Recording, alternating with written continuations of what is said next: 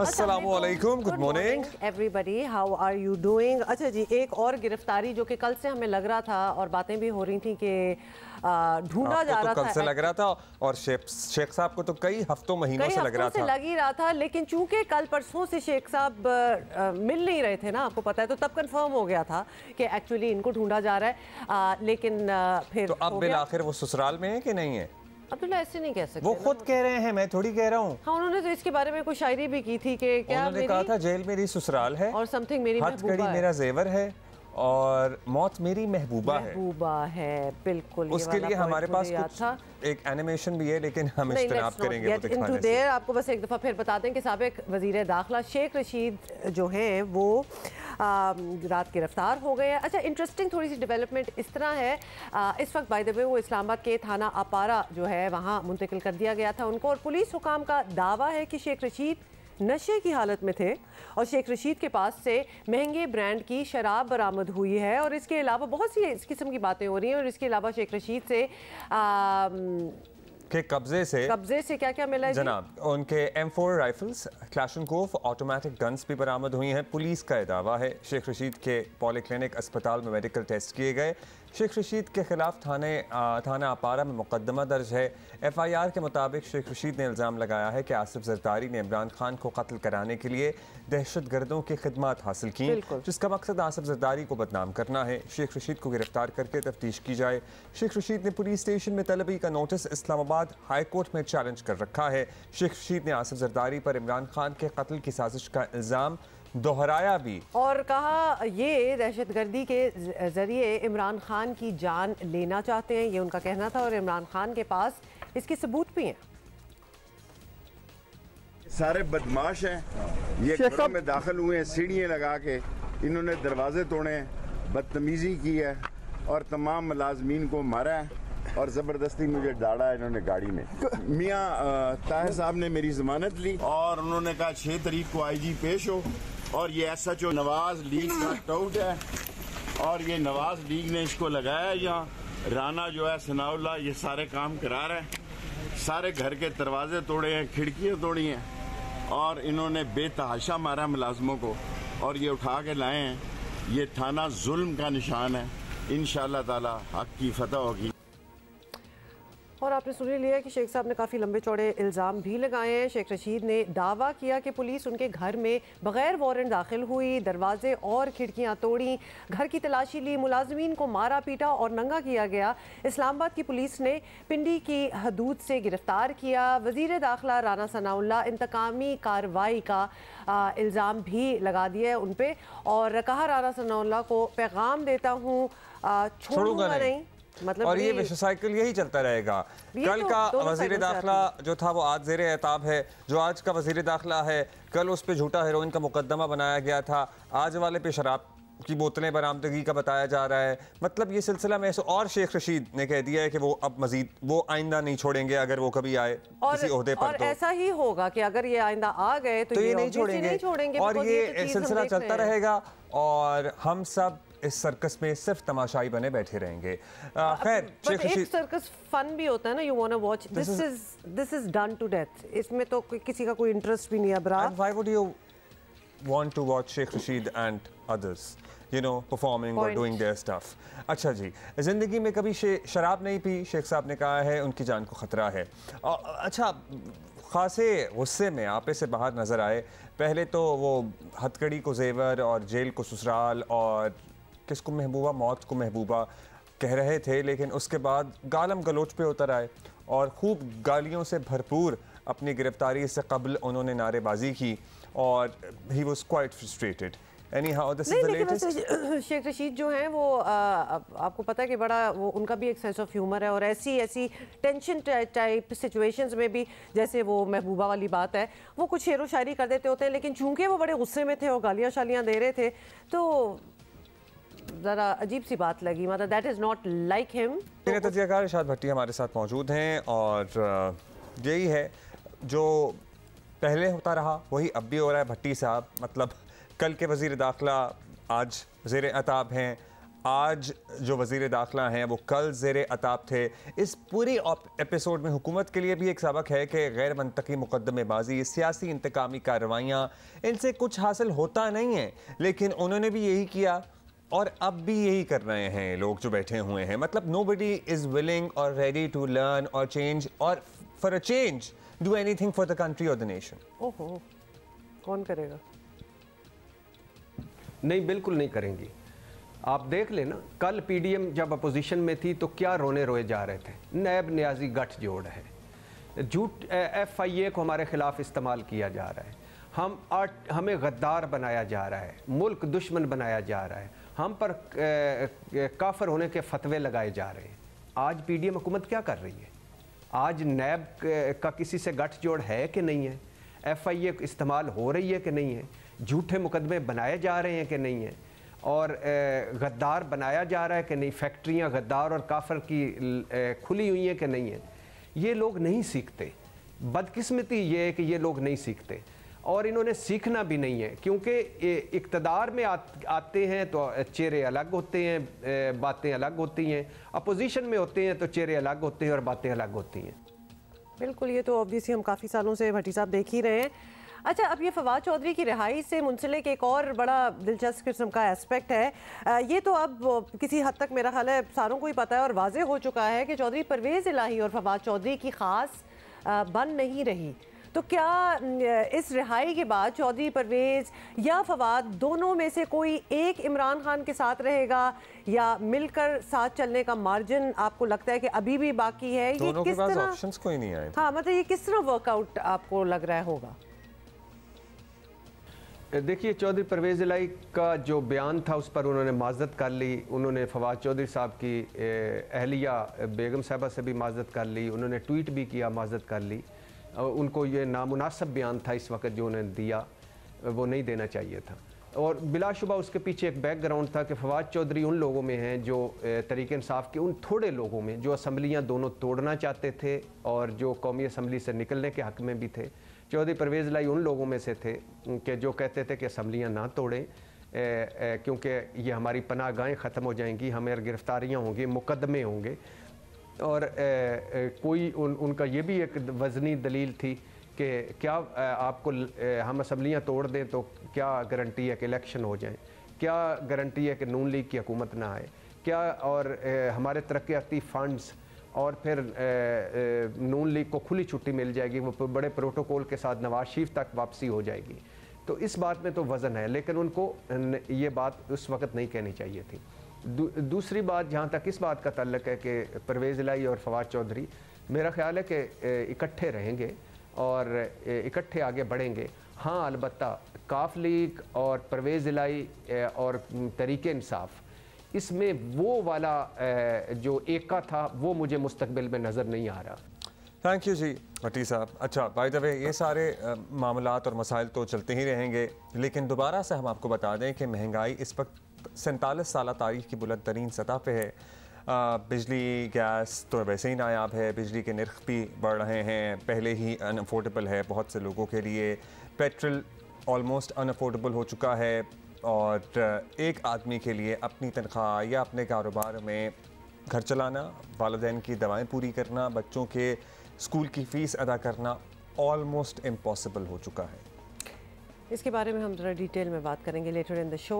हमारे मसाइल ये हैं और ये जो इससे पहले वाले मसाइल थे ये भी हमने आपको बताना तो होते हैं, तो वो हुक्मरानों के मसाइल हैं। लेकिन तवज्जो किस पे ज़्यादा दी जाती है? हुक्मरान पर पुलिस लाइन धमाके की बात करें, पता है क्या, जहन से अब तक निकल नहीं पा रहा ये सानहा जो हुआ है और इतना ज़्यादा इसमें जानी नुकसान हुआ है कि आप अभी भी सोचें तो आप फिर शायद ज़िंदगी में फंक्शन करने के काबिल नहीं रहते कि जो 100 से ज़ायद लोग शहीद हुए हैं, इनके अहल खाना, इनके घर वाले, जिनकी तादाद लिटरली अगर मजमूई तौर पर हम बताएं तो हज़ारों लोगों में बनती है। मतलब कभी कभार आपको पता है ना, वो कोलैटरल डैमेज और इस किस्म की बातें होती हैं तो बस एक फिगर आ जाता है कि जी इतनी कैजुअलिटीज, मतलब these are real people, these are more than 100 families, these are families, इनसे कितने लोग कनेक्टेड हैं और इन पे कितने लोग डिपेंडेंट थे। कल हम आपको 100 का फिगर बताते हुए भी हमारा दिल हिल रहा था, उसमें फिर अब इजाफा हो गया, 101 हो गया और अभी भी क्रिटिकल हैं कुछ लोग। इसलिए लिए ये ट्रेजेडी जो है इट सीम्स लाइक ये इस वक्त ख़त्म तो खैर अब तो अनफोल्ड ही हो रही है सारों के सामने, बिकॉज अगेन हम सिर्फ ये कोई फिगर की बात नहीं हो रही। मनाज़िर है पेशावर पुलिस लाइन धमाके से पहले की सीसीटीवी फुटेज की विजुअल्स हैं और धमाके से 1 मिनट पहले की सीसीटीवी वीडियो ये सामने आ गई है। एग्जैक्टली 1 मिनट पहले की ये सीसीटीवी फुटेज है। वीडियो में धमाके से पहले नमाजियों को मस्जिद की तरफ जाते हुए देखा जा सकता है और पुलिस लाइन्स मस्जिद के करीब इमारत पर नस्ब सीसीटीवी कैमरे की ये वीडियो है जो अब मंजर आम पर आई है। I wonder which is also very tragic कि सेफ सिटी का ना होना, कि बाय चांस इर्द गिर्द की सीसीटीवी जो लगे हुए थे वहाँ से कोई फुटेज मिल रही है। अगर वो भी ना होते अब्दुल्ला तो क्या पता चलना था। कल वो बैरिस्टर सैफ को मैं सुन रहा था, वो कह रहे थे जियो पे ही शाम के शाहजेब के प्रोग्राम में कह रहे थे कि भाई हमें विफाक से फंड्स नहीं मिले इसलिए हम ना सेफ सिटी कर सके ना फॉरेंसिक लैब बना सके। और विफाक की ये वाली तो अभी आई है ना हुकूमत। इससे पहले जब 4 साल पाकिस्तान तहरीक इंसाफ ही विफाक में हुकूमत में थी और गुज़श्ता 10 साल से आप लोग बरसर इक़्तिदार हैं सूबे पे, तब भी आप विफाक से फ़ंड नहीं ले सके सीटीडी को बेहतर करने के लिए या उनकी इस्तेदाद बढ़ाने के लिए या एटलीस्ट सीसीटीवी कैमरे लगाने के लिए। मतलब बड़े सवाल हैं। उस पर मीटिंग्स हो रही हैं। खैबर पख्तूनख्वा में तो दहशतगर्दी आज की कहानी है ना, जो उस पर मीटिंग्स हो रही हैं, उस पर मीटिंग्स ही होती रही इनकी। बस वो जो सेफ सिटी प्रोजेक्ट है उस पर सिर्फ मुलाकातें होती रही। बड़ी अजीब व गरीब, because you are answerable to अवाम और बहुत सवाल है अवाम के, क्योंकि लोग जो हैं वो डेफिनेटली ये पूछ रहे हैं, सवालात कर रहे हैं, दहशत गर्दों को दोबारा सर उठाने का मौका किसने और क्यों दिया। ये बड़ा पर्टिनेंट सवाल है और खैबर पख्तूनख्वा जो है उस पर लगातार 2 बार हुक्मरानी करने वाली पीटीआई की क्या हिकमत अमली रही है, ये भी बहुत पर्टिनेंट सवाल है। लेकिन इमरान खान बाजारों में खैबर पख्तूनख्वा में एहतजाज कर रहे थे और उन्हें भत्ते की पर्चियां आ रही थीं, तब आप लोगों ने रीसेटल करने की बातें कर रहे थे। और ये मीडिया से लेके हर कोई everybody was talking about it. ये बड़ी रीसेंट बातें हैं, ये इतनी पुरानी बातें नहीं हैं। लेकिन खान साहब ने ये कहकर कल सबको हैरान कर डाला कि अब तो उनकी हुकूमत ही नहीं है, तो वो जिम्मेदार कैसे हो गए। मतलब कितनी ये मासूमाना सी बात लगती है ना कि जहां आप राज कर रहे हैं पिछले 9 साल से, वो सडनली वहां कुछ हो जाता है पिछले कुछ महीनों में, तो आप कहते हैं हमें क्या पता कि क्या हुआ। पिछले कुछ महीनों में 1 हफ्ता तो हुआ है, 2 हफ्ते हुए हैं, इंटरिम सेटअप बना है। बिल्कुल उससे पहले तो आप ही बैठे हुए थे ना, तो how can you just ask. मैं महीनों की बात इसलिए कर रही हूँ कि वहाँ अनरेस्ट तो कुछ अरसे से स्टार्ट हो ही गया है, तो आपकी नजरों में था, आप देख रहे थे, लेकिन आपने ऑब्वियसली कुछ नहीं किया। वो दहशतगर्दों को दोबारा सूबे में बसाने की दोबारा हिमायत करते हुए नजर आए। उनकी तकरीर का एक हिस्सा इलेक्शन पर ही फोकस पे रहा। अच्छा जी, ये सब कुछ आपने सुन लिया और साथ खान साहब ने कल खुद एतराफ़ किया था कि सूबाई पुलिस के पास वो वसाइल ही नहीं कि वो दहशतगर्दों का मुकाबला कर सके। मतलब दैट वाज योर जॉब कि आप उनको इक्विप करें। इसके अलावा मरियम नवाज ने इस मामले में कल इमरान खान पर सख्त तनकीद की और उनका क्या कहना था, देख लें वो भी। अभी खैबर पख्तूनख्वा में कुछ दिन पहले तक 10 साल इमरान की हुकूमत रही है। कितने साल? तो कौम ये सवाल पूछती है कि 10 साल में तुमने काउंटर टेररिज्म डिपार्टमेंट की क्या कैपेसिटी बिल्डिंग की है? वहां पर उनके पास कोई चीज नहीं है। ऑफिसर्स के पास, पुलिस के पास निहत्ते सीनों पर गोलियां खा रहे हैं, क्योंकि खैबर पख्तूनख्वा को तो सिर्फ हेलीकॉप्टर के खर्चों के लिए रखा हुआ था। और आज भी जब जरूरत पड़ती है फोरेंसिक लैब की, तो शहबाज शरीफ की बनाई हुई लैब में पंजाब में आते हैं। ये वज़ीर आज़म शहबाज शरीफ का भी दावा है कि खैबर पख्तूनख्वा को जितना फंड मिला किसी और सूबे को नहीं मिला। फिर ये पैसे गए कहाँ? पीटीआई वहाँ पर हुकूमत में रही 10 साल। तो आज जब वो ये कहते हैं कि हमारे पास वसाइल नहीं है, तो ये 417 अरब रुपए कहाँ गया? 40 अरब रुपए आपको औसतन साल का मिल रहा है। किसी और सूबे को 40 अरब छोड़ के 40 पैसे नहीं मिले। 40 अरब साल को आपको मिल रहा हो और आप कहेंगे कि हमारी सीडीडी जो है उसमें कमज़ोरियाँ हैं, सामान नहीं है, फलां नहीं है, उसमें बंदूकें नहीं हैं। ये मैं समझता हूँ नाकाबिले यकीन है ये बात। तो खैर ये सब कुछ सामने है। आपके दहशतगर्द जो हैं वो पाकिस्तान को चैलेंज कर रहे हैं और अब ब्लेम गेम में पड़ने का नहीं, ये कार्रवाई का वक्त है। और आपको पता है एक दफ़ा पहले भी हम सारे इकट्ठे हुए थे सानिया APS पर। पूरी कौम एक हो सकती है। तो सवाल तो यही बनता है ना कि आज क्यों नहीं, लेकिन इकट्ठे भी हो जाएं तो कोई कंक्लूसिव किस्म का पक्का काम होना चाहिए। पहले तो इकट्ठा होता ही हमें कोई नज़र नहीं आ रहा, तो किस तरह आगे बढ़ेंगे? KP के हुकूमत के साबिक वज़ीर शौकत यूसुफजई से बात करेंगे इसी बारे में। बहुत शुक्रिया शौकत साहब। शौकत साहब, पेशावर पुलिस लाइन्स धमाके ने सबको सर्टनली बहुत डिस्टर्ब किया है, झंझोड़ कर रखा हुआ है। साफ ज़ाहिर है कि दहशतगर्दी की नई लहर आ चुकी है और इसकी वजह दहशतगर्दों को सूबे में वापस लाना था या उनसे मुज़ाकराती अमल मुअत्तल करना था। इस पे तहरीक इंसाफ की राय तो हमें पता है, आपकी ज़ाती राय क्या है?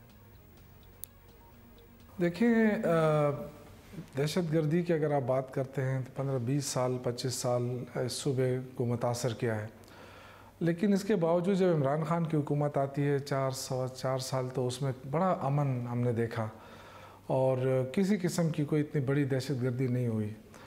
और जैसे रिजीम चेंज आता है ये सूरत हाल खैबर पख्तूनख्वा में गड़बड़ शुरू हो जाती है। और क्योंकि इस वक्त जो वफाकी वज़रा है वो खुल कर कह रहे हैं कि अफ़गानिस्तान से ये कार्रवाइयाँ हो रही हैं, तो अगर अफ़गानिस्तान से कार्रवाइयाँ हो रही है तो फिर तो वो ज़िम्मेदारी आती है वफाकी हुकूमत के ऊपर, क्योंकि बॉर्डर जो है वो वफाकी हुकूमत के साथ है। तो फिर तो उनको ये सोचना पड़ेगा कि ये जो कार्रवाइयाँ हो रही है इसको कैसे रोका जाए और क्यों ना अफ़गान हुकूमत के साथ इस मरहले पे बात की जाए। लेकिन बदकिस्मती से ब्लेम गेम शुरू है। खैबर पख्तूनख्वा को एक तो तनहा छोड़ दिया गया, जब से रिजीम चेंज हुआ जो उसका आईनी हक़ है खैबर पख्तूनख्वा का वो रोक दिया गया। और फाटा जो एक्स फाइल फाटा है वहाँ जो तरक्याती काम शुरू हुए उसको पाए तकमील तक पहुँचाने के लिए जो रिक्वायर्ड अमाउंट थी वो रोक दी गई। तो ये सब कुछ मिला के जो हालात बनाने की कोशिश की गई है उससे एक कैओस जो है वो डेवलप हो रहा है। लेकिन देखें, दहशतगर्दी कोई नई बात नहीं है इस सूबे के लिए, पहले भी हुई है और इसमें जो मोराल है हमारी फोर्सेस का वो हाई रहना चाहिए और हमेशा हाई रहा है। अच्छा शौकत साहब, ये सब कुछ तो ठीक है, लेकिन बहुत कुछ किया जा सकता था। दहशतगर्दी का इतना बड़ा ख़तरा हो और पुलिस से इसे रोक ना पाए, तो ये भी एक तशवीशनाक बात है। और इससे ज़्यादा तशवीशनाक ये है कि पुलिस के पास ना कोई फॉरेंसिक लैब है, ना सेफ सिटी कैमराज है। In this day and age ये चीज़ें कहना कि जी हमारे पास तो ये चीज़ें ही नहीं है, ये अजीब सी बात लगती है। तो फिर तो सवाल बनता है ना कि कर क्या रहे थे जो इतने साल से बैठे हुए थे। इमरान खान खुद कहते हैं कि साजो सामान की कमी है, तो जिम्मेदार किसी को तो ठहराना है। तो कौन चला रहा था वो सूबा पूरा 10 साल? देखिए, ये तो अब बिल्कुल इसमें कोई शक नहीं है कि जो इस वक्त इतलात आ रही हैं जो दहशतगर्द हैं उनके साथ जदीद तरीन असला आ चुका है। ज़ाहिर है अब पुलिस को अगर हम ज़िम्मेदार ठहराएं तो पुलिस जो है वो छोटे छोटे यानी अमन अमान की सूरत हाल कायम करना, चोरों को पकड़ना, डकैती को रोकना, ये जो मामलात होते हैं ये पुलिस की ज़िम्मेदारी भी होती है। पुलिस को इसके लिए ट्रेन भी किया जाता है। दहशतगर्दी का मुकाबला करने के लिए हमारे पास इदारे हैं, सिक्योरिटी इदारे हैं और वो कर रहे हैं। उनकी कुर्बानियाँ भी आपके सामने हैं कि कितनी कुर्बानियाँ दी है और उन कुर्बानियों के नतीजे में अल्लाह के फजल से इस मुल्क के अंदर अमन रहा। अब वो अचानक जो रिजीम चेंज के बाद जो सूरत हाल डेवलप हो रही है इस पर ज़रूर इसकी ताक़त होनी चाहिए, क्योंकि एक तरफ से हुकूमत शुरू से जब से आई है इम्पोर्टेड हुकूमत वो ये कहती रही है कि जी हालात ठीक नहीं है, इंतखाबात नहीं हो सकते, जबकि इसी दौरान ज़मनी इलेक्शन भी हुए हैं और इंतखाबात भी हम देखते रहे और एक्टिविटीज़ भी हम देखते रहे। इसके बावजूद शुरू से वो कह रही है कि जी हालात ठीक नहीं है, इंतखाबात का होना, माशी बहरान का होना। तो ये माशी बहरान किसने पैदा किया है? डॉलर इमरान खान 178 पे छोड़ के गया था, आज 270-280 पे पहुंच गया है। ये नालायकी किसकी है? तो मैं समझता हूँ कि ये इस चीज़ों से खौफज़दा नहीं होना चाहिए। बहुत बड़ी बड़ी कुर्बानियाँ दी हैं हमारे फोर्सेस ने, फ़ौज ने, पुलिस ने, और अभी भी उनका मोराल हाई है।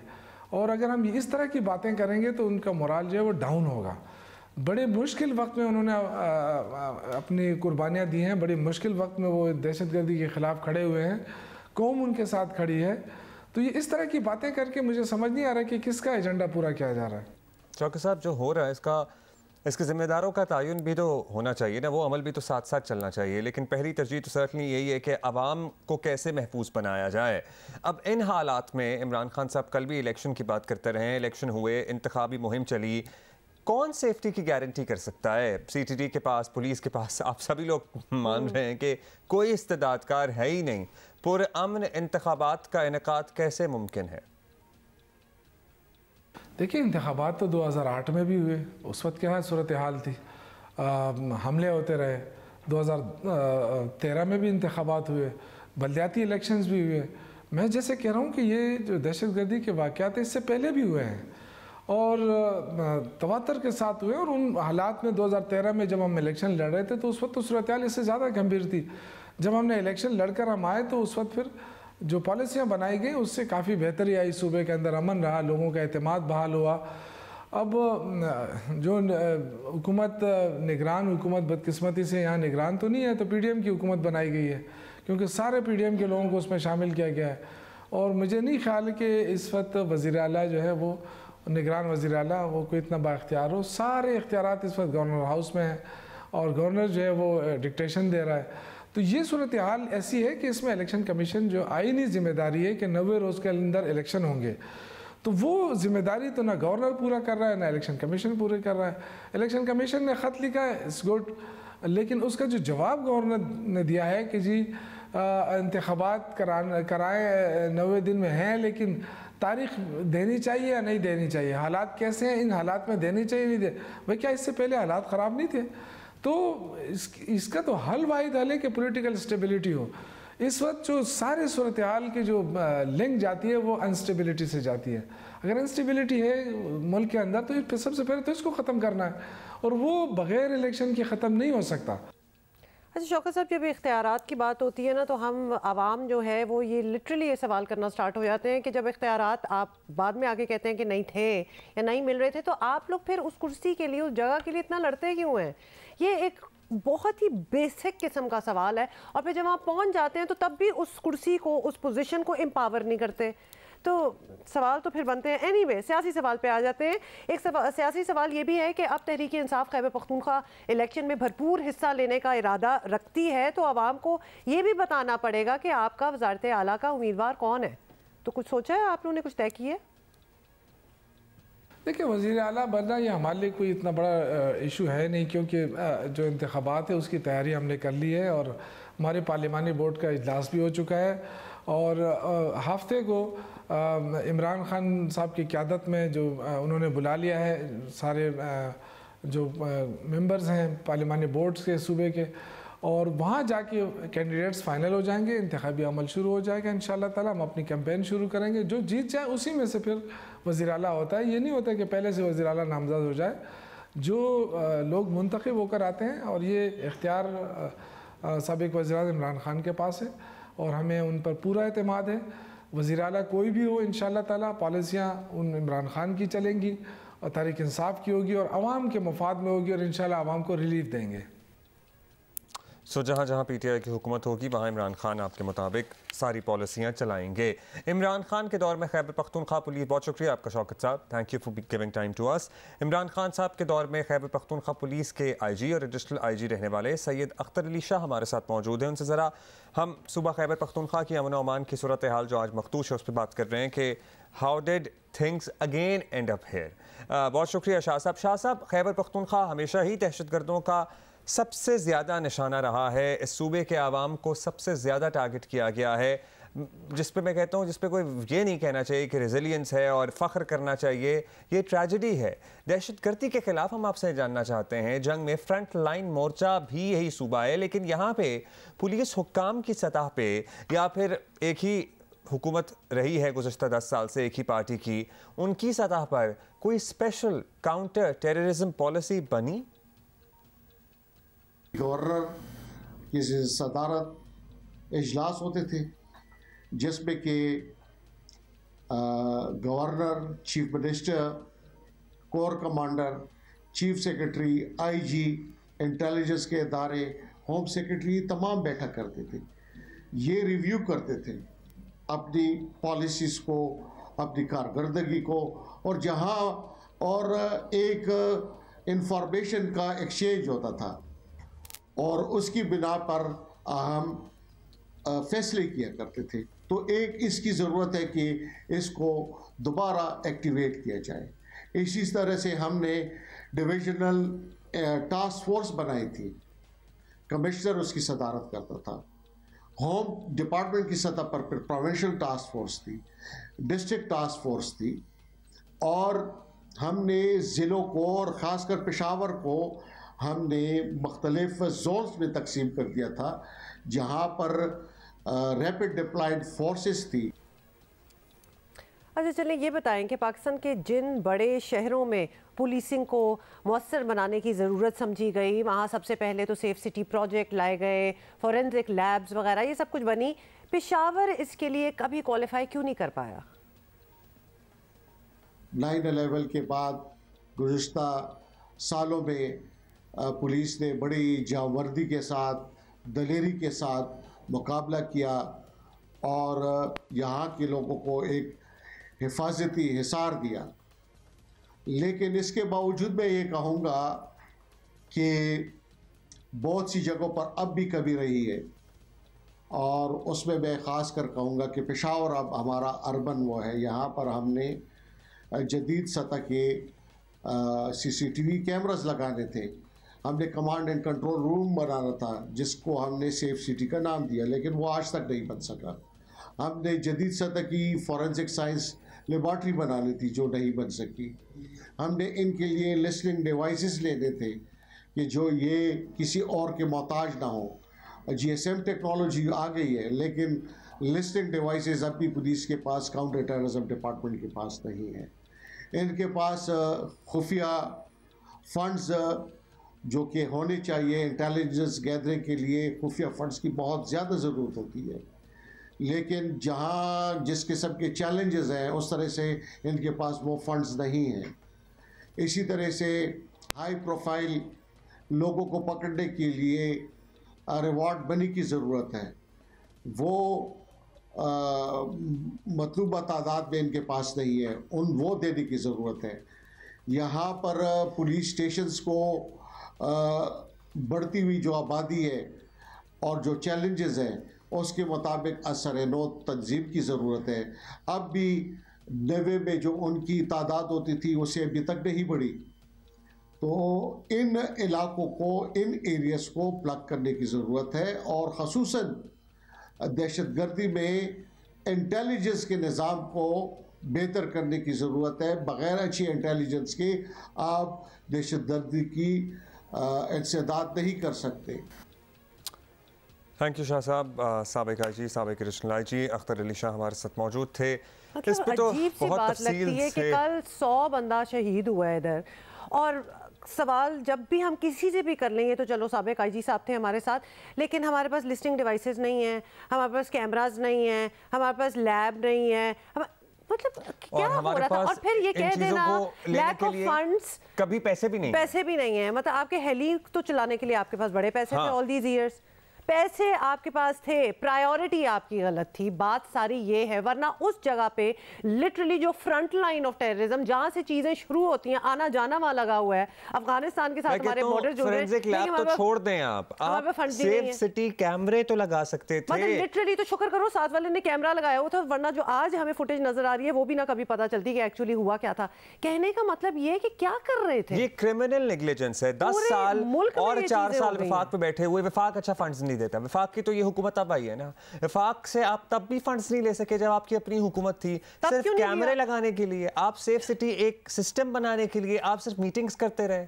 हम हमेशा ये कहते आए हैं कि KP को आपको मॉडल प्रोविंस बनाना चाहिए था, आपको लड़ना ही ना पड़ता बाकी मुल्क में, आपको वैसे ही सारे वोट मिल जाते और वैसे भी अच्छा काम किया होता।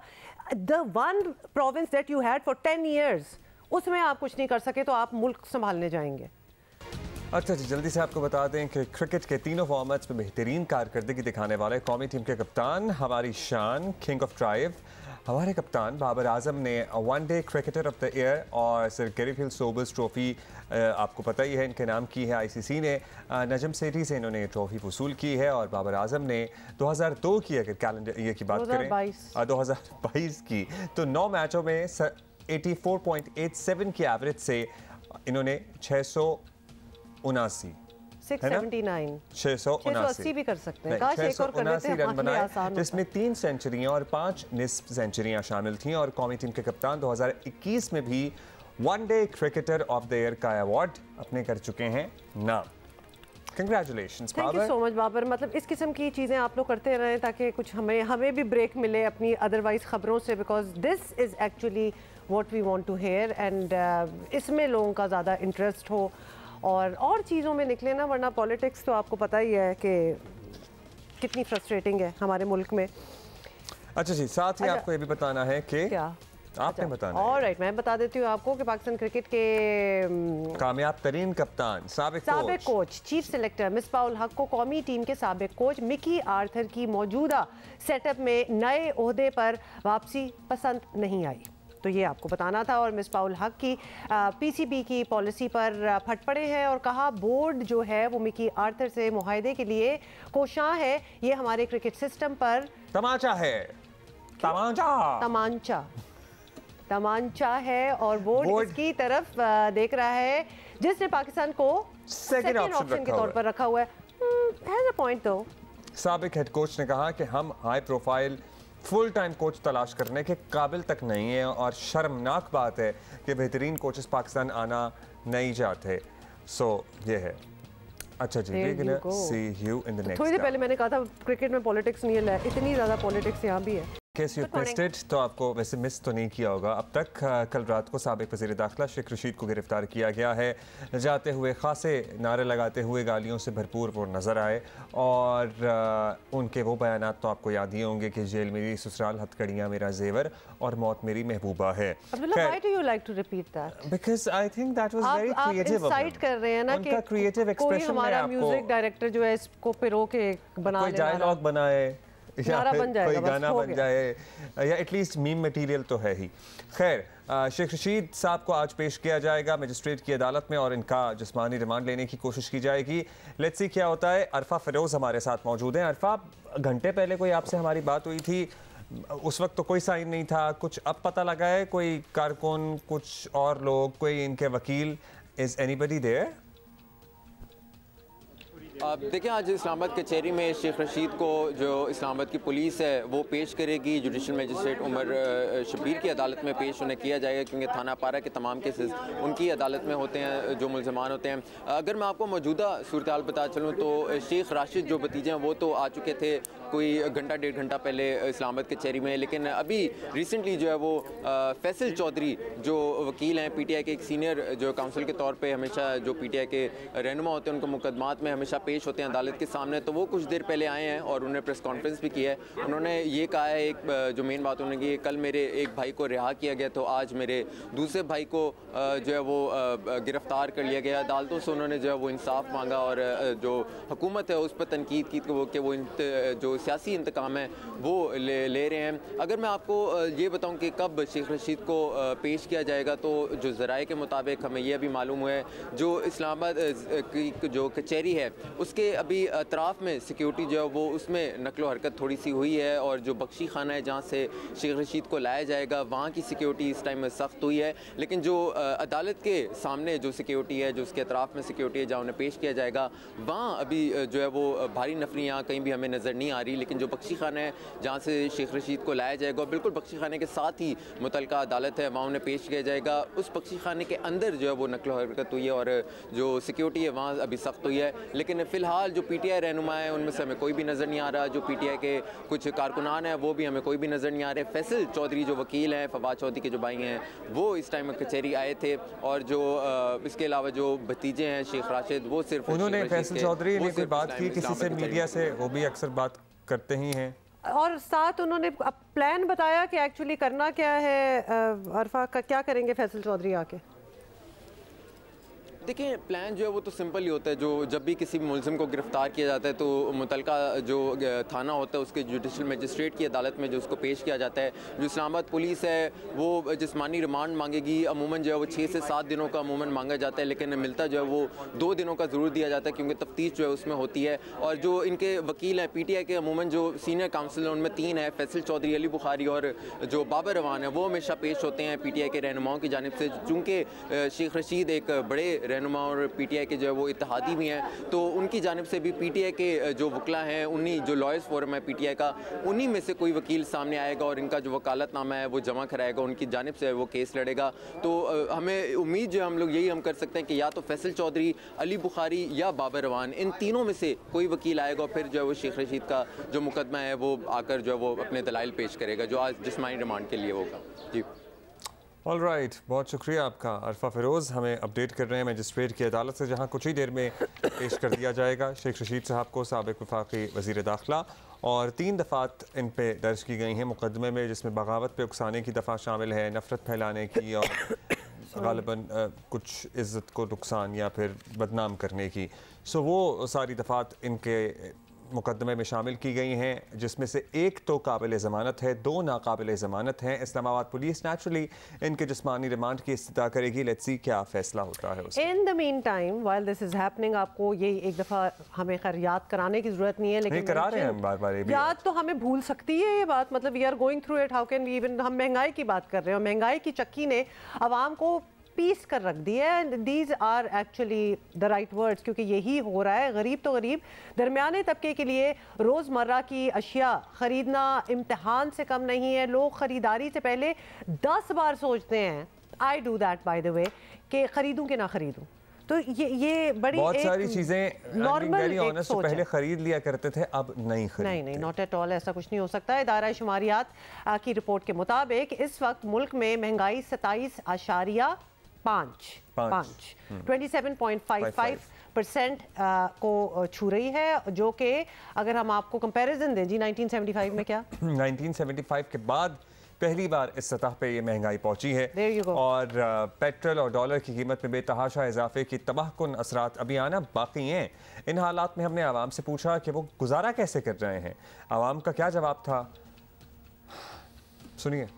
दिल पे हाथ रख के, आजकल हालात हैं वो बहुत टाइट हो गए हैं, बड़ी मुश्किल से पहले लोग जो हैं वो अपना गुजर बसर कर रहे हैं। गुजारा किद्दां करना वा, भुखे मरने वाली गल ही है, ना आटा ना को, ना तेल ना चीनी, कोई शा जेड़ी शा वो समाना ते ही है। क्या कर रहे हैं अवाम के साथ जी, इनको शर्म चाहिए करने। दिन ब दिन मुल्क के हालात बहुत ज़्यादा बिगड़ रहे हैं, अब अल्लाह की ज़ात ही इस पे इंशाल्लाह रहम फरमाएगी मुल्क पे। बहुत मुश्किल गुजारा, किसी की रोटी नहीं पूरी होती, किसी का तेल नहीं पूरा होता, की करेगी अवाम, कितों खाएगी। एक हुकूमत की पॉलिसी है कि गरीब मारने की पॉलिसी है, उसको महंगाई बढ़ी भी है और मजीद भी इससे और आगे भी बढ़ेगी। अब हालत ये है जो हम जो है न बच्चों को पाल सकते हैं, न अपने आप को पाल सकते हैं। गुजारा क्या करेंगे, बस रोड पे सोएंगे और ये मट्टी खाएंगे, और तो कुछ नहीं हो सकता। इस पाकिस्तान की मट्टी बस खाएंगे हम। गुजारा बहुत मुश्किल होता है, महंगाई के मामला दिन ब दिन बढ़ रहे हैं, अभी कंट्रोल भी नहीं होने वाली। हुकूमत को चाहिए वह अपना लड़ना बढ़ना छोड़े और आवाम की तरफ ध्यान करना, इस तरह आवाम का क्या होगा। महंगाई इतनी ज्यादा हो गई है, गरीब आदमी का रहना ही मुश्किल हो गया है। आगे से रमजान आ रहा है, ये चीजें मजीद महंगी होती जाएंगी, यहाँ पर गुजारा करना बहुत मुश्किल हो गया है। इतनी ज़्यादा महंगाई हो गई है जिसकी वजह से जो है ना वो और बहुत परेशानी हो गई है।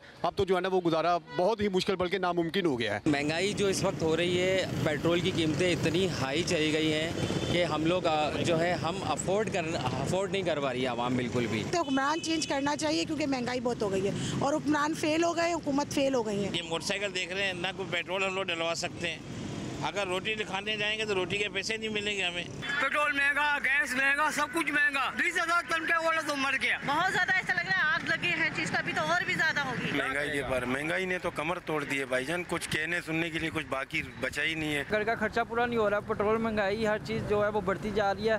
गरीबों को पता नहीं है क्या करना क्या नहीं करना, लेकिन हुक्मरान को अपना पता कि हम अपना जो है वो ठेले बढ़ी जाएँ, सब कुछ करी जाएँ, लेकिन गरीब आवाम का कुछ नहीं पता क्या करना क्या नहीं करना। क्या गुजारा करेगा सर, इतना महंगाई है, कोई इस तरह फ्रूट के लिए तो आता ही नहीं है, आटे के लिए लोग तरस रहे, लेनों में खड़े हैं। महंगाई तो बहुत हो गई है भाईजान, बहुत ज़्यादा महंगाई है। गरीब लोग जो है ना वो तो बिल्कुल जो है ना पिस गया है। हमने क्या करना है, हम भीख मांगे?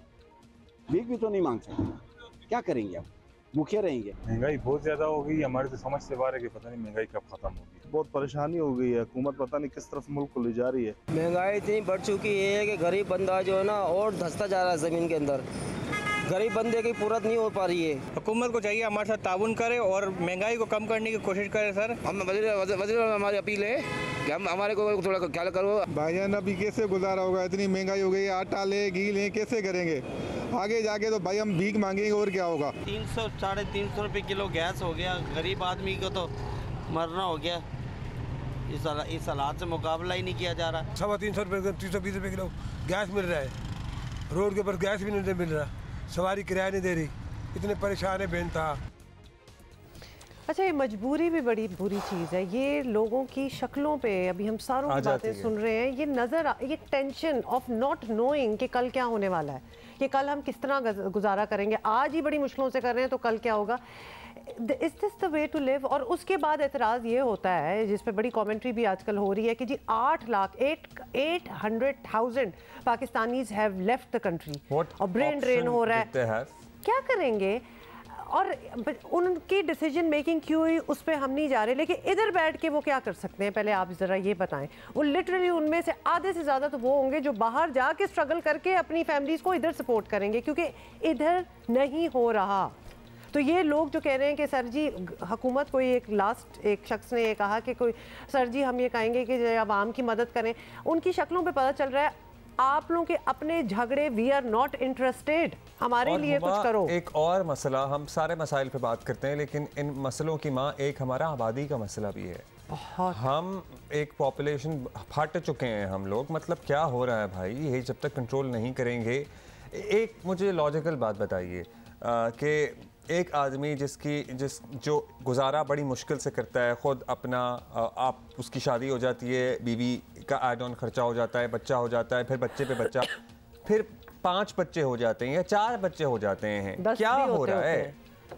अल्लाह ताला ने भी तो कुछ शऊर और अक्ल और समझ दी है ना। अक्ल कहाँ छोड़ देते हैं? और ये भी तो कहा है ना कि चादर देख के पाँव फैलाओ, और या बस पैर ही फैलाते रहो तो बेहतर उसकी तरबियत नहीं हो सकती। और फिर आपका ये कहना ना, शुरू में मुझे इस बात से भी एतराज़ है कि जी एक शख्स है, फिर उसकी शादी हुई, फिर वो घर में। आजकल की दुनिया में 2 members of the household जो मियाँ बीवी हैं, they have to earn both of them. एक की कमाई पे घर गुजारना, घर का खर्चा, बच्चे, ये अनफेयर बात है। मैं तो इसमें almost I feel bad for the man who have to do that. ये है कि जितनी महंगाई हो चुकी है ना, 2 लोग भी कमाएं तो तब भी पूरा नहीं होता। हमारे इर्द गिर्द कितने ही लोग ऐसे हैं जिनमें औरतें भी काम कर रही हैं, छोटे बच्चों को भी काम पे डाला हुआ है, मर्द भी काम कर रहे हैं। लेकिन क्या करें कि किराए का अगर किसी का घर है और उसने 18-20 हज़ार मरे दर्जे भी किराया तो देना है, उसके बाद उसकी तनख्वाह आती है, 5 लोग भी काम करते हैं घर पे, 3 लोग भी काम करते हैं, 50-60 हज़ार, तो 20 हज़ार किराया चला गया।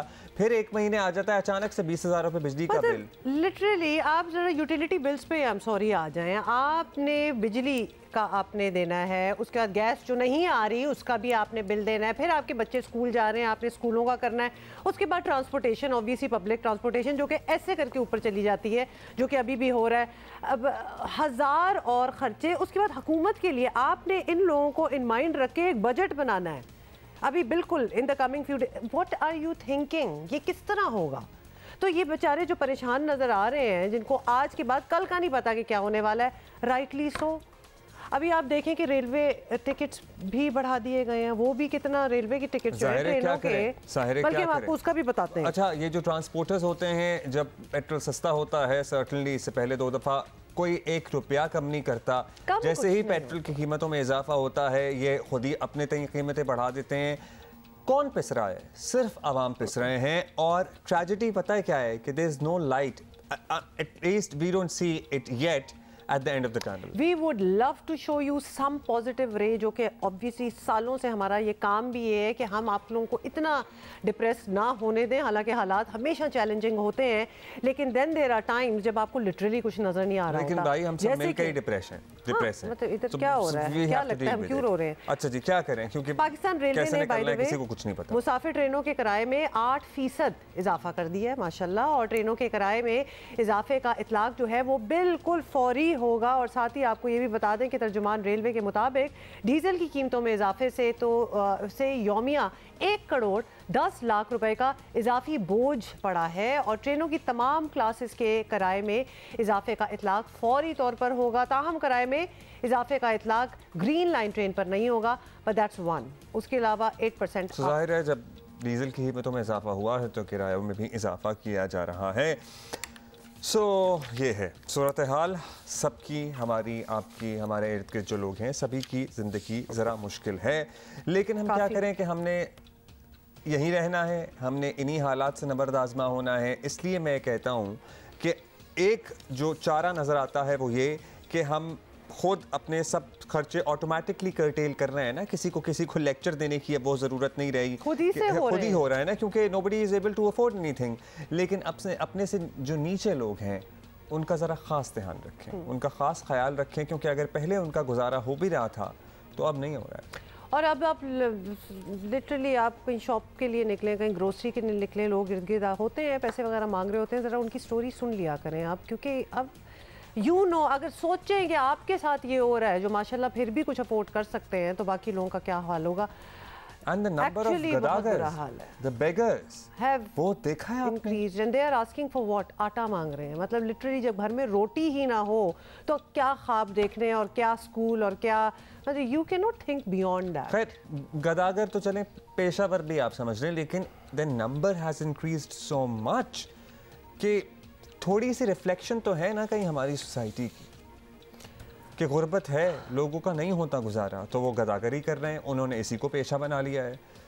खैर अभी हम आगे बढ़ेंगे और कुछ दीगर मामलात की बात करेंगे। ये भी बताना आपको पता ज़रूरी होता है, मुस्लिम लीग नून के कायद नवाज शरीफ के इंतहाई करीबी और वफादार साथी साबिक वज़ीर आज़म शाहिद खाकान अब्बासी ने पार्टी के सीनियर नायब सदर का ओहदा छोड़ दिया है। Certainly a loss for PMLN। और शाहिद खाकान का नाम उन सियासी लोगों में होता है जिनके ऊपर कभी कोई हर्फ नहीं उठा सकता, हालांकि ये भी कैदोबंद की सोबतें बर्दाश्त कर चुके हैं, लेकिन इनकी इंटेग्रिटी, इनके कैरेक्टर पर, इनकी डिलीजेंस पे जब ये वज़ीर आज़म थे सब ही इनके मुखालिफिन भी इनकी तारीफ और तारीफ़ करते हैं। अच्छा जी, आपको ये भी बता दें कि अब्बासी साहब और पार्टी में दूरियों की बड़ी वजह मरीम नवाज़ को चीफ ऑर्गेनाइज़र और सीनियर नायब सदर का ओहदा देना है, और शाहिद खाकान अब्बासी इसका एतराफ़ भी करते रहे हैं। क्या एक्सप्लेनेशन दे रहे हैं, देखें।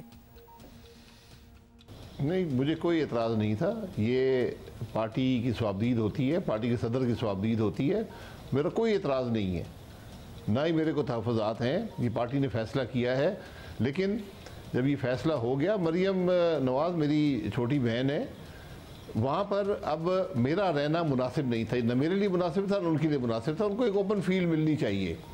ये लोग मरूसियत की बात करते हैं, आप मरूसियत को पसंद करें या ना करें, लेकिन मरूसियत डिस्क्वालिफिकेशन नहीं है। ये अवाम पर छोड़ दें कि वो किसको पसंद करते हैं, किसको नहीं करते।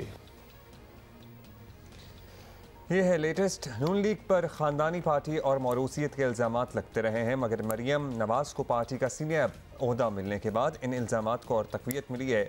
मरीम नवाज़ ने लंदन से वापसी के बाद कल बहावलपुर में पहले अवामी इज्तिमा से खिताब किया, मौरूसी सियासत पर अपनी लॉजिक भी पेश की।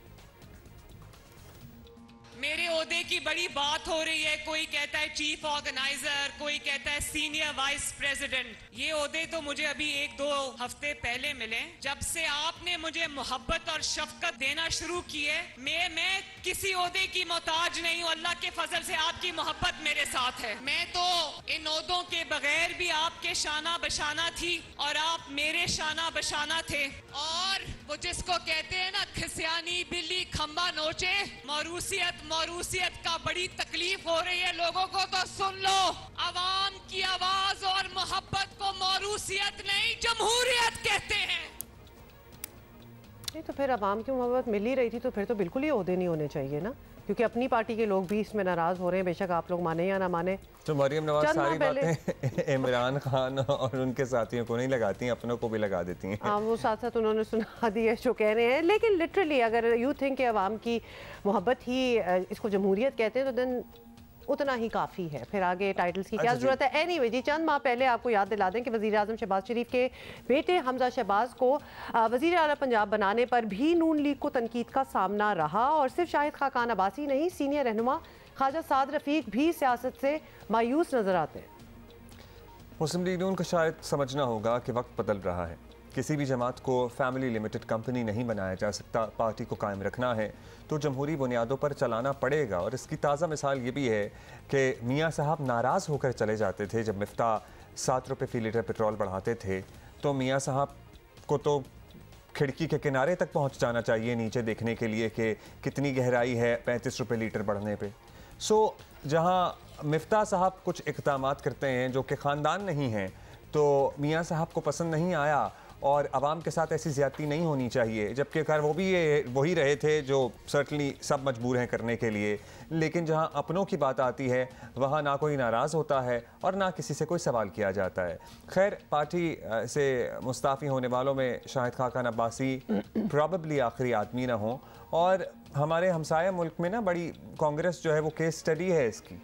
बिल्कुल। सो अगर किसी ने देखना है कि क्या हशर होता है फिर ऐसी पार्टियों का जो अपने आप को विद टाइम अपडेट या इक्विप नहीं करती बदलते तकाज़ों के साथ, वो ज़्यादा देर नहीं उनका फ्यूचर क्या रह जाता है, मतलब ज़्यादा देर इंतजार नहीं करना पड़ेगा उनको देखने के लिए कि क्या होता है। सीनियर सहाफ़ी तज्ज़ियाकार आसमा शराजी हमारे साथ हैं, उनसे भी पता करते हैं कि उनका क्या ख्याल है। आसमा, पार्टी मसाइल पर बात करने से पहले मरियम नवाज़ की बतौर मुस्लिम लीग नून चीफ ऑर्गेनाइज़र और सीनियर नायब सदर लॉन्चिंग पर बात हम कर लेते हैं। उनकी पहली तकरीर हमने देखी है, उसमें बयानिया नज़र आ गया है कि जो हो रहा है ज़िम्मेदार इमरान खान है ऑब्वियसली।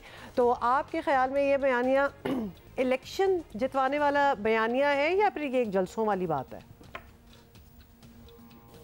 जी, मेरा नहीं ख्याल कि ये बयानिया जो है वो इलेक्शन जितवा सकता है, कि हर चीज़ की ज़िम्मेदारी इमरान खान साहब की थी। और देखिए, ये जो हुकूमत थी बिल्कुल इमरान खान साहब की थी, एक पेज की हुकूमत थी। उनको लाने में, उनको बनाने में, उनको इक़्तिदार दिलाने में इस्टेब्लिशमेंट का बहुत किरदार रहा, और इसीलिए इसको एक वन पेज गवर्नमेंट कहा जाता था, एक सफ़े की हुकूमत, और इसीलिए इसको हाइब्रिड रिजीम भी कहा जाता था। तो जहाँ तमाम ज़िम्मेदारी इमरान खान साहब की नहीं है, इसी तरह से तमाम जो कामयाबी उनकी नहीं है, तो नाकामी भी पूरी उनकी नहीं होनी चाहिए। और जाहिर है कि उस वक्त जनरल बाजवा जो थे वो आर्मी चीफ थे, उनके नीचे एक पूरा सेटअप था। जनरल फैज़ जो थे वो भी उस पूरे प्रोजेक्ट का हिस्सा थे, जिसको कि तब्दीली प्रोजेक्ट कहते हैं। तो ये सिर्फ इमरान खान साहब का प्रोजेक्ट नहीं था, ये बल्कि इस्टेब्लिशमेंट का प्रोजेक्ट था, और इस्टेब्लिशमेंट और इमरान खान साहब एक सफ़े पे थे। ये अलग बात है कि सवाल जो होता है वो हमेशा सियासी हुक्मरानों के से होता है, सियासतदानों से होता है। और इमरान खान साहब जो थे वो प्राइम मिनिस्टर थे, वो उनको पॉलिसीज़ को रन कर रहे थे, भले वो तालिबान से बातचीत की बात हो, भले तहरीक तालिबान से बात हो, जो भी पॉलिसीज़ थी उनकी आशीर्वाद के साथ ही वो सारी पॉलिसीज़ आगे चल रही थी। तो ऐसा कहना बिल्कुल दुरुस्त नहीं है कि जो कुल्ली कामयाबी या नाकामी है उसके ज़िम्मेदार सिर्फ इमरान खान साहब थे, या नाकामी के ज़िम्मेदार सिर्फ इमरान खान साहब थे। और ना ही मरियम साहिबा जो है सिर्फ उनके ख़िलाफ़ एक नैरेटिव बिल्डअप करके इस मामले को आगे ले जा सकती हैं। और यही हुआ है, कल उन्होंने जो बयानिया दिया है उसके अंदर वो 5 के टोले की बात कर रही हैं, और 5 के टोले में उन्होंने जजेस के नाम भी लिए हैं, ये नहीं कि उन्होंने जजेस के नाम नहीं लिए। तो अब एक नया उनका पुराना बयानिया है, लेकिन वो नए अंदाज के साथ उन्होंने पेश करने की वो कोशिश करेंगी। अच्छा आसमा, ये बताइएगा कि अब मुस्लिम लीग नून के अंदर जो कुछ हो रहा है उसकी बात करते हैं। शाहिद खाकान अब्बासी वाली खबर अचानक हो सकती है, लेकिन हैरान कुन नहीं है, चेमागोइयाँ हो रही थी। पार्टी एक ख़ानदान की जागीर बन जाना हर एक को हज़म होना भी नहीं था, हो सकता भी नहीं है। तो पार्टी के अंदर जो तहफ़्फ़ुज़ात हैं उसका इदराक है पार्टी की सीनियर लीडरशिप को, जो ख़ानदानी है या दीगर भी कुछ अगर लोग हैं उसमें, और आपको वज़न नज़र आता है इन तहफ़्फ़ुज़ात में? देखिए, बिल्कुल जायज़ है। आई मीन, अगर एक जमात है और उस जमात के अंदर कुछ सीनियर लोग हैं, शाहिद खाकान अब्बासी साहब जो हैं वो एक साबिक़ वज़ीर आज़म रहे हैं, उनका पार्टी के अंदर कद काट है, लेकिन उसके साथ साथ ये बात भी पार्टी के ख़ुद अंदर जो उनके लोग हैं PMLN के, वो ये कहते हैं कि ये बात भी दुरुस्त है कि पार्टी को अगर इस वक्त कोई बचा सकता है या ऑर्गेनाइज़ कर सकता है या कोई क्राउड पुलर है या लोग जिसकी बात सुनते हैं, तो वो मरियम नवाज़ शरीफ है। तो ये दोनों चीज़ें अपनी जगह पे बहुत अहम है। इसका एक जो है वो एक होना चाहिए था कि इनकी जमात के अंदर कंसेंसस या कोई मुशावरत का अमल ज़रूर होना चाहिए था। जिस तरीके से मरियम नवाज़ साहिबा को लगाया गया है एज़ सीनियर नायब सदर, और चुप करके लगाया गया है, और एक चंद ख़ानदान के अफराद ने अपेरेंटली जो है वो फ़ैसला किया है। इसमें कोई दो राय नहीं कि वो काबिल हो सकती हैं, लेकिन जिस तरह से वो फ़ैसला किया गया है उसके हवाले से पार्टी के अंदर बहुत सवालात उठे हैं। ये बात हमें मालूम है इस बात के हवाले से।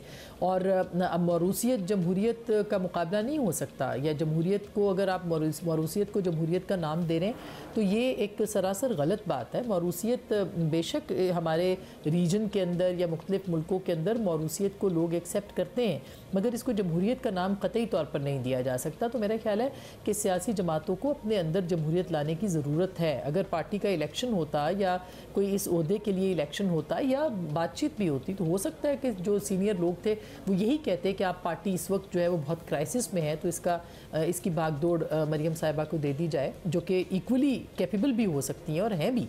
लेकिन जो तरीक़ा था ज़ाहिर है उसके ऊपर एतराज़ात ज़रूर सामने आए हैं जमात के अंदर उनकी PMLN। अच्छा आसमा, बात ये है कि ये सिर्फ मुस्लिम लीग नून की बात नहीं है। जिस पार्टी को देखें तो ख़ानदानों की मलकियत नज़र आती है, या ऑब्वियसली यारों दोस्तों की, जिसको भी फेवर करना हो। शख्सियत परस्ती का खात्मा मुमकिन है पाकिस्तान में? देखिए, शख्सियत परस्ती का ख़ात्मा कहीं भी मुमकिन नहीं होता। अब हमारे रीजन को भी ले लें और दुनिया भर में भी देखें तो ऐसा नहीं हो सकता कि आप जो लीडर होता है उसकी शख्सियत की लोग जो है वो उसको बिल्कुल पसंद करते हैं। मतलब नवाज शरीफ साहब को लोग अगर पसंद करते हैं तो ज़ाहिर है कि उनके बाद उनकी बेटी को लोग जो है वो पसंद करते हैं। ये अलग बात है कि हम कंपैरिजन इसलिए बड़ा मुश्किल हो जाता है करना कि जुल्फ़िकार अली भुट्टो साहब को जिन हालात में फांसी लगी थी और फिर बीबी ने जेलें काटी और एक पूरी स्ट्रगल जो की थी, वो उसके बाद उनकी लोगों ने उनको कबूल किया। इसी तरह बिलावल साहब को कबूल किया, मरियम साहिबा को कबूल किया, उनकी जमात ने या उनके वर्कर ने कबूल किया। तो मेरा ख्याल है कि ये एक शख्सियत परस्ती पूरी दुनिया का हिस्सा है। भले वो आप अमेरिका के ख़ानदानों को देखें, आप जॉर्ज बुश को देखें, लेकिन मैं इसको हिमायत करने से ज़्यादा इस पर सवाल उठाना ज़्यादा ज़रूरी है कि अगर ऐसा होता रहा है तो ज़रूरी नहीं कि अब भी ऐसा हो। उसको आप जमहूरी अंदाज में ला सकते हैं। अभी हिंदुस्तान में आप देखें कि राहुल गांधी के ऊपर तनकीद हुई थी और उन्होंने कहा कि ठीक है, हम अपनी पार्टी के अंदर उन्होंने इस बात के ऊपर डिबेट ओपन की और आपने देखा कि उन्होंने किस तरह से अपनी पार्टी को लेके चले। तो मेरा ख्याल है कि ये ज़रूरी बात है कि आप अगर फैसले ऐसे हो भी जाते हैं या होने भी चाहिए तो उसके अंदर मशावरत का अमल दखल जो है वो ज़रूर होना चाहिए। शुक्रिया आपका आसमा शिराजी। और बात तो होनी चाहिए और बात हो भी रही है, और जितनी जल्दी इदराक हो जाए कि कुछ तब्दीलियाँ, अगर ठीक है ख़ानदान में लोगों को साथ रखना भी है तो उसका भी कोई तरीक़ाकार होना चाहिए।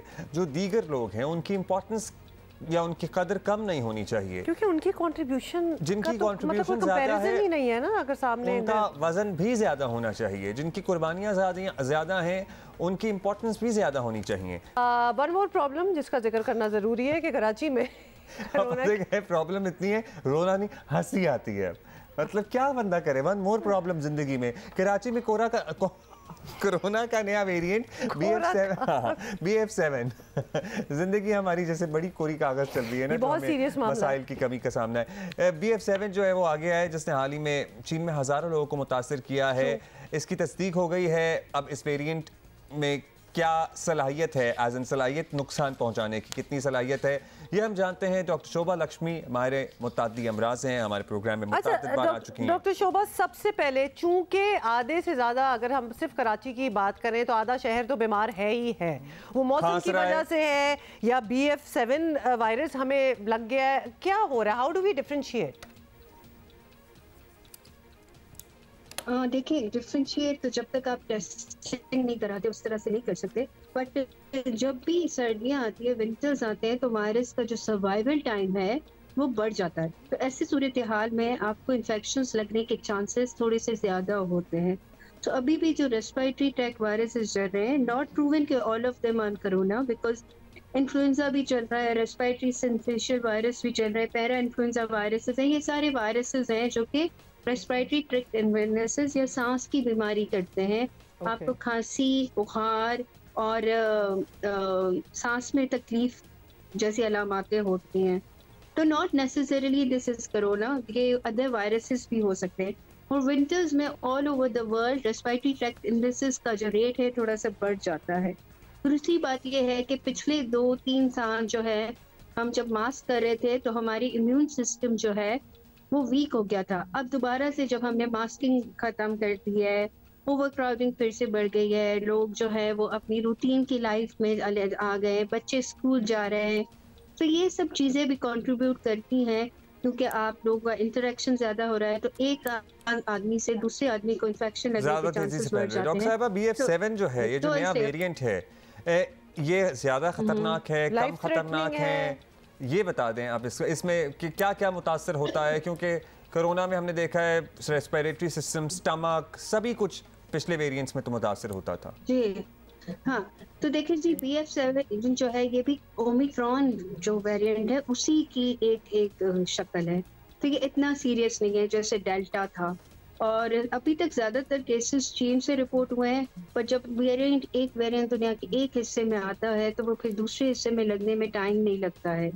तो अच्छी बात यह है कि ये ओमिक्रॉन की किस्म है, तो इतनी सिवियरिटी नहीं होगी डिजीज की, पर यह है कि लोगों को लगने के चांसेस, जिसे हम कहते हैं इन्फेक्टिविटी, ज्यादा होगी। तो एक इंसान से दूसरे इंसान को लगने का जो रिस्क है वो थोड़ा ज्यादा होगा। आपको नज़ला, खांसी, जुकाम की अलामतें जो होती हैं, जो कि किसी भी मौसमी बुखार में होती हैं, ये थोड़ी सी बढ़ जाएंगी। बट अभी तक जो रिसर्च है वो यही शो कर रही है, और जो डेटा शो कर रहा है कि इसकी सिवियरिटी इतनी नहीं है। अच्छा, तो इसको प्रिवेंट करने के लिए क्योंकि हाँ, वैसे वाकई good question by the way, कि इसमें कोई टेस्ट स्मेल जाने का, ताकि पता लग जाता है ना, पता चल जाए कि एक्चुअली है क्या। नहीं, इसमें कुछ लोगों की जाती है, कुछ लोगों की नहीं जाती है। ज्यादातर ये वही गला खराब, पिछली दफा मुझे थोड़ा सा कोरोना का इसलिए पता लगा था क्योंकि टेस्ट चला गया था दूसरी दफा जब हुआ था। हाँ, इससे इतनी अलामतें नहीं, इससे usually fever. So basically doctor साहिबा, बॉटम लाइन ये है कि हम जिस तरह बाकी जो इधर इन्फेक्शंस हुई हैं कराची में, या फिर अगर हम ये BF7 की बात कर लें, इनको प्रिवेंट करने का तरीका एक ही है, सारी चीज़ों को, कि आप मास्क अप रहें, क्राउडेड प्लेसेस में ना जाएं, अदरवाइज और तो कोई चीज़ डिफरेंस नजर नहीं आ रहा। राइट? हाँ, बिल्कुल। सारे रेस्पिरेटरी ट्रैक्ट इलनेसेस को प्रिवेंट करने का यही तरीका है। आप हाथों की सफाई का ख्याल रखें, ओवर क्राउडिंग से परहेज करें, जहाँ आप जाएं तो मास्क का इस्तेमाल करें। आई थिंक हमारी अब यही स्ट्रेटजी होनी चाहिए कि अब हम मास्क को जिंदगी का हिस्सा बना दें। अब हम जैसे जो है वो कपड़े बनाते हैं ना, तो इस तरह मास्क भी हम अपने पास रखें, और वो भी हमारी एसेंशियल्स में शामिल हो जाना चाहिए, because this is the only way you can prevent yourself. और कोई स्ट्रेटजी इतनी कारआमद नहीं साबित हुई। और दूसरा ये कि इम्यून सिस्टम को भी हम जरा अपने दोबारा से रीबिल्ड या तंदुरुस्त करने की कोशिश करें। बिल्कुल, देखिए, इम्यून सिस्टम सिर्फ जो है ना खाने पीने से ज्यादा हमारी फिजिकल एक्टिविटी भी हम थोड़ा सा उस पर भी ध्यान दें, लाइक रेगुलर एक्सरसाइज और फिटनेस, जिसको कि बहुत सारे लोग जिस पे ध्यान नहीं देते, और इसीलिए हमारी पॉपुलेशन में लोगों को ज्यादा इलनेसेस इसीलिए होती हैं। बिकॉज आप देखें ना, लोग सुबह ऑफिस जाते हैं, ऑफिस से घर जाते हैं, सनलाइट का एक्सपोजर नहीं है, वॉक या जॉगिंग या फिजिकल एक्टिविटी या फिजिकल फिटनेस का काम कॉन्सेप्ट ही नहीं है। और जब तक बच्चे बहुत बीमार हो रहे हैं, बड़ों की तो हम बात कर ही रहे हैं, बच्चे मतलब अभी स्कूल जाना शुरू करते हैं तो दोबारा नज़ला ज़ुकाम लेके घर वापस आ जाते हैं। अभी तो मेरे वाले की तो आँख से भी चिपक रही है और पानी बह रहा है, तो क्या करें? बच्चों को किस तरह मैनेज करें? बच्चों का भी देखें, स्कूल में जब क्राउडिंग होती है तो स्कूल में जब भी दुनिया भर में जो 5 से 6 साल तक की उम्र के बच्चे होते हैं उनको रिस्क ज्यादा आ जाता है। मैंने वैसे भी कहा ना, क्योंकि वेदर में, विंटर्स में बारिश का सर्वाइवल टाइम थोड़ा सा बढ़ जाता है। बारिश ना होना भी वैसे वजह है कि बारिश नहीं हो रही है, इसलिए भी बीमारियां ज्यादा बढ़ रही हैं, फैल रही हैं। बारिश हुई नहीं है, नहीं ऐसा कुछ नहीं है, कुछ नहीं है। हाँ, लेकिन नहीं, टेम्परेचर जब भी डाउन होगा वायरस सर्वाइवल टाइम बढ़ेगा, वायरस सर्वाइवल टाइम बढ़ेगा तो क्राउडिंग होगी, तो इन्फेक्शन का रिस्क बढ़ेगा। This is happening all around the world, not कि हमारे साथ है, बल्कि सारी दुनिया में देखे ना, जब बच्चे अब यहाँ भर में जहाँ बच्चे जब स्कूल जाना शुरू करते हैं, तो एक बच्चे को लगा, एक बच्चे से दूसरे बच्चे को लगा, दूसरे बच्चे से तीसरे बच्चे को लगा। दिस हैपेंस नर्सरी में और स्कूल्स में हमेशा रिस्क जो है इन्फेक्शंस का, पर्टिकुलरली विंटर्स में रेस्पिरेटरी और बच्चों को जरा मैनेज करना भी एहतियात भी उनकी मुश्किल है ना। They don't really उनको मास्क भी नहीं पहन सकते, हाथों का भी उस तरह तो खुद से तो नहीं ख्याल रख पाते ना छोटे बच्चे, बस आदत की बात है। Doctor Shobha, thank you so much for being with us and helping us out. इस सारी कॉन्वर्सेशन की एक बात निकली है कि वो जो मास्क था ना, जो कुछ साल पहले एकदम से हमारी ज़िंदगी का एक हिस्सा बन गया था, उसको हिस्सा बना लें, उसको बनाए रखें। हम बार बार यही कहते हैं कि बहुत सी चीज़ों से भी बच जाएंगे आप, एक अनवांटेड स्टेयर से भी आप बच जाएंगे। If you don't want to be recognized और anything, just wear the mask. What? टोपी पहने, मास्क पहने और निकल जाए कहीं भी। तो इतना भी माइकल जैक्सन बनने की ज़रूरत नहीं है कि बिल्कुल ये ना करो, अपने आप को छुपा तो नहीं रहे, but mask itself for to prevent इस किस्म की चीज़ें। किसी से बचने की बात कर रही थी तो मैंने वो तरीका बताया। वैसे बाय द वे अभी जो मैं बीमार हुई थी ना पिछले हफ्ते, I actually wear a mask everywhere. जो मैंने छोड़ा ही नहीं मास्क पहना, उसके बावजूद हुआ, तो होने को तो हो ही जाता है। ऑलराइट जी, That's it for today and we will see you tomorrow.